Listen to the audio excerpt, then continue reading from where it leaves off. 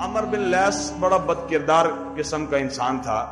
خراسان ایک علاقہ ہے وہاں کا نا وہ بادشاہ تھا.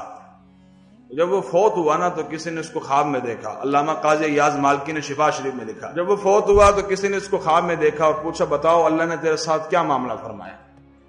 وہ کہنے لگا جناب اللہ نے میری بخشش فرما دی. اور جو دیکھنے والا خواب تھا اس کو اس کے سارے حالات معلوم تھے. اس نے کہا عجیب بندہ ہے, سارے غلط کام تو نے کیے ہیں, سارے معاملات تو نے کیے ہیں, پھر بھی تیری بخشش ہو گئی, کیا وجہ بنی؟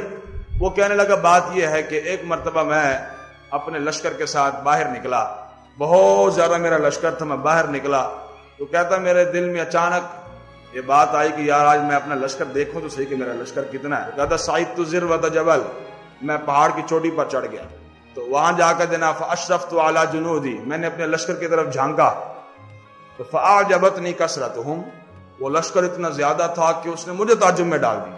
میں حیران ہوگا کہ یار میں اتنا بڑا بادشاہ ہوں اور اتنا بڑا لشکر ہے.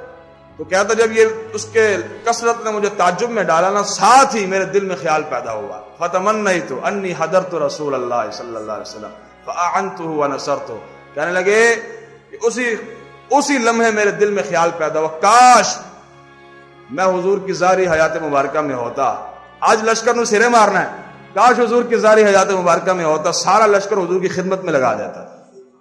انی حضرت رسول اللہ فاعنتہ ونصرتہ, حضور کی ظاہری حیات مبارکہ میں ہوتا, یہ سارا لشکر حضور کی خدمت میں لگا دیتا, دین مصطفیٰ کی خدمت میں لگا دیتا, خود ہی مرو جناب کو بھی مارو, ایسی حالت بنا دیتا. کہتا یہ خیال میرے دل میں پیدا ہوا, زبان پر بھی نہیں اس کا اظہار کیا. تمنا کا معنی ہوتا ہے دل میں آرزو پیدا ہونا. فرماتے ہیں یہ جو میرے دل میں آرزو پیدا ہوئی, اللہ نے میرے اس خیال کی اتنی قدر کی کہ اللہ نے میری بخشش و مغفرت فرما دی.